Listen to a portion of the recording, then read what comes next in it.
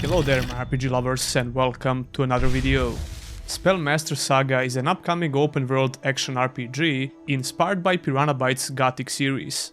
This is an ambitious project by a very small team, but it's been in development for about 4 years now. Apart from being inspired by Gothic RPGs, Spellmaster has some unique features like the Magical Academy. It's a major strategy aspect on top of RPG features, which could be really interesting.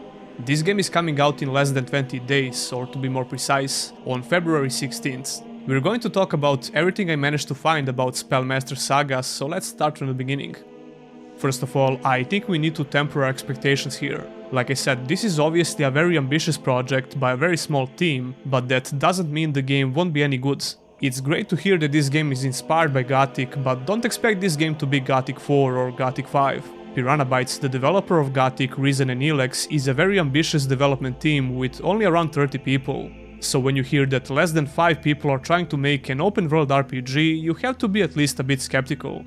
However, I covered more than a couple of games on the channel in the past couple of years that were developed or still being developed by small teams, and they seem to be doing great. So even though I don't expect to get a brand new Gothic experience from Spellmaster, I hope to see that inspiration in some of the features in the game. When it comes to the story, here is what we have so far. The Dark Gods have begun preparations to invade the world of Allion, somewhere on the outer limits of the known universe. If left unchecked, billions of lives will be destroyed. You play as a sorcerer who, by the will of fate, was thrown into an uncharted world, compelled to stop impending disasters. Just yesterday, as a young magician from the academy, you didn't know anything about the upcoming threat, but suddenly you were swept into the heart of it. So by the looks of things, you don't start as the master of the Magical Academy, you're just a regular student. And I guess you have to work your way up before you can access the strategy management features. Among the Forgotten Ruins, where monsters roam and robbers hide in the shadows, a magical academy is to appear where you can master your magical skills with other students. Create additional buildings, complete side quests, and run the Magical Academy like your own fortress. Weave your name into the tale of a master sorcerer, which will be retold for many thousand years. I'm curious to see how these mechanics will actually affect the gameplay, but by the looks of things, it seems to be a big part of the game in general. There are a couple of scenes in the trailer where we can see a couple of features from the academy. We'll be able to assign a bunch of workers like teachers, battle mages, scouts, and so on. It seems like they will have different functions and purpose, but we don't know how this actually affects the gameplay. Since we can also research different schools of magic, I'm going to assume that will affect which spells your character can use.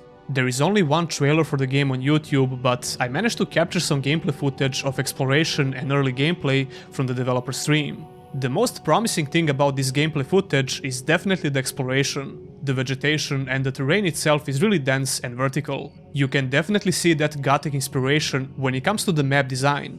And speaking about Gothic inspiration, the game is supposed to have multiple ways to solve quests with different results. And just by watching the gameplay from the stream, we can see a couple of different options in a couple of dialogues with NPCs. We don't know how deep it actually goes, but on the surface level, the player will definitely have some choices to make. The game is also supposed to have a non-linear progression, where the world should reflect on the player's choices. I don't find that difficult to believe, especially after watching the gameplay footage. Unfortunately, there is no voice acting at all. This was not surprising to me, considering that voice acting is the most expensive part of the game development. I'm pretty sure they never had a Kickstarter project or any type of crowdfunding campaign for this game. If they ever consider a crowdfunding campaign, I think the smartest option would be to invest that money into hiring some voice actors for the game. But the game seems feature complete and ready to be released, so that's probably not going to happen.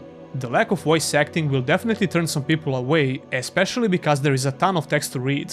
And I have to admit that I personally don't like to read walls of texts in an RPG. It's not a deal breaker for me, but it can definitely be exhausting. Anyway, we could also see a couple of more features in this gameplay video and in the trailer as well. The player was casting a couple of spells in the trailer, and the gameplay video has a lot more melee fighting. We don't have nearly enough footage so we can properly judge the combat system in general, but it looks pretty rough around the edges. However, it seems functional and it has every mechanic that you would expect to see in these types of games. Dodging, blocking, parrying, light and heavy attacks. We can see a couple of stealth attacks as well, but I don't remember seeing a stealth system. I can tell you right now that if you're going to play this game just so you can experience some mind-blowing combats, you're going to be disappointed. But all of this footage is from a low-level character, and I would love to see powerful spells and high-level gameplay in the new trailer for the game. From the UI system in the game, we can see that our character has traditional RPG stats and a really nice amount of armor slots. The more armor slots the game has, the more I like it. In my previous video I talked about Sacred 2 and that game had a crazy amount of armor slots. Anyway, the UI system is pretty clean and it kinda reminds me of the UI system from Reason 1. Then we have the skill and journal tabs. Unfortunately, I was not able to see any in-depth information, but we can see from this footage that we have 12 different skills. We have staves, which I believe the player in the video is using for the most part, one-handed and two-handed weapons, magical melee combat, which sounds really interesting, and grimoire combat. Those will be all the skills related to combat. Besides the gameplay with the staff, there is one short video on Twitter with a two-handed sword. I am pretty sure that I already saw the same animations in Stormlight, so it's obviously a bot asset from the Unreal Engine store. I don't have a lot of problems with bot assets, unless the whole game is an asset flip. And Spellmaster Saga definitely doesn't look like an asset flip. When it comes to other skills, it's your typical RPG stuff. Cartography sounds pretty unique though, it allows you to draw a local, environmental map, whatever that means.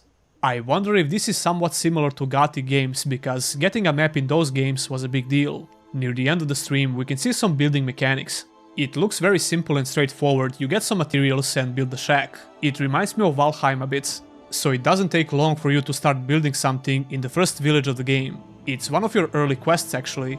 Speaking about that, it didn't take long for the player to get a lot of different quests in his journal. And the journal itself looks pretty clean and visually pleasing. Reading a book looks almost identical to Skyrim, which I think is a good choice. Visually, it's not so hard to notice the Unreal Engine 4 beneath the game. That's a really common problem with a bunch of these indie projects, especially when it comes to character models. But like I said before, the environment looks pretty damn good. The brownish color palette looks intentionally desaturated and it's reminiscent of Gothic 2. Combined with the dense vegetation and this mountainous terrain, I think it works pretty well. And that will be it when it comes to all the info we have about this game. Like I said, it's an ambitious project by a very small team, so don't expect any miracles. However, just by the looks of exploration, the world map and strategy elements, I think the game could offer a really fun and somewhat unique experience. Like I said, it comes out on February 16th, so we won't have to wait for long to find out. Anyway, tell me your thoughts about Spellmaster Saga in the comments below. Do you plan to check it out when it releases or not? Let me know in the comments. Don't forget to subscribe for more RPG content. If you want to support the channel in the long run, consider becoming a Patreon or a YouTube member. You can get your name on the end credits, as well as some other perks like early access to videos, Discord roles, my plans for future content, etc, etc. That will be all, and I'll see you in the next one.